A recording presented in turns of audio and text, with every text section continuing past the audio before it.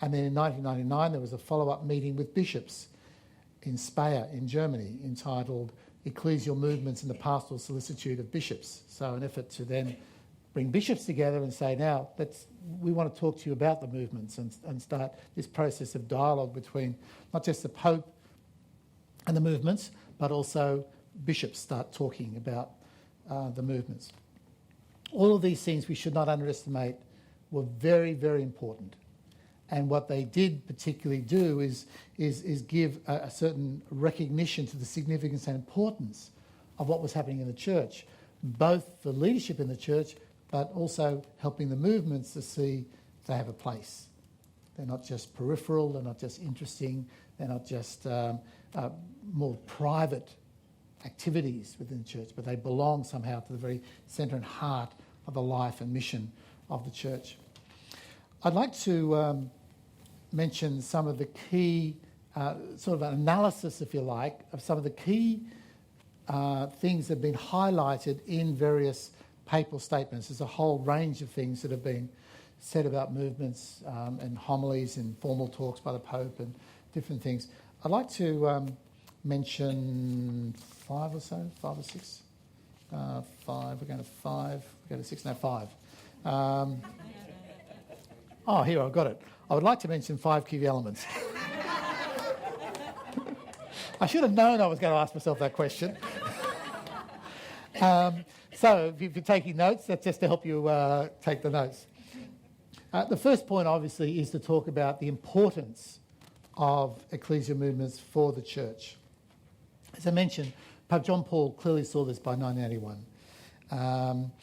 And by 1987, he recognised the apostolic dynamism of the movements and saw them as a significant presence in the church. And what he said there at that stage in an address that year, he said, "The great blossoming of these movements and the manifestations of energy and ecclesial vitality which characterises them are certainly to be considered one of the most precious fruits of the vast and profound spiritual renewal promoted by the last council." So I can't get clearer than that. As he said, one of the most precious fruits of the council. And of course, remember what I was just saying, the council, if you like, providentially laid the foundations for this to take place. And so coming out of that reality are the fruits of the movements. In 1998, he said that the movements represent one of the most significant fruits of that springtime in the church, which was foretold at the Second Vatican Council. He starts using this notion of the springtime. And I think it's a concept that he returned to a number of occasions, and a very important one. He went on to add that the movements have a very precise, he says, a very precise, we could say irreplaceable function in the church. Wow. A very precise, we could say irreplaceable function in the church. In Redemptoris Missio in 1990, the Pope says that movements are a true gift of God, both for the new evangelization and for the missionary activity, properly so called. He called the movements then a new Pentecost for the church. So I think no doubt about his strong endorsement for the importance of community movements for the church, and in this case for the apostolic missionary work of the church. So that's the first thing. The second thing I'd like to talk about is the role of charism. As I said, the source of a movement is a charism which is given to the founder.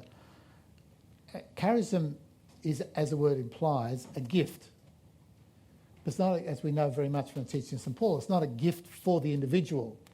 And I'd even emphasise that the gifts that a community has is not for itself.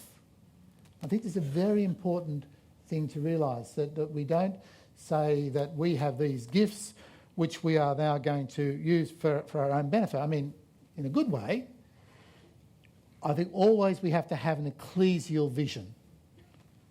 The gifts are for the body. The gifts are for the church. So every movement is a gift, not for themselves, but for the church. So we need to always have that perspective to the idea of charisms. As I mentioned, it was something which received notice and reference in the Constitution on the Church, and I think it's of vital importance. What it also says about the movements is that the movements are more than just human undertakings. When we talk about charism giving to a founder, we're immediately saying this is a grace, this is an action of God, this is an action of the Holy Spirit. This is not just some well-meaning member of the church coming up with a good idea. There's plenty of that, and that's good. Now, we would say that this is something which is a work of God for the church, a gift of God to assist and help the church, and not just something which is of human undertaking. And this is where this question comes up of the interrelationship between charism and institution, and it becomes a tension point at different times. But Pope John Paul talks about being mutually complementary. They're complementary to each other. So, the church needs the movements. The movements need the church.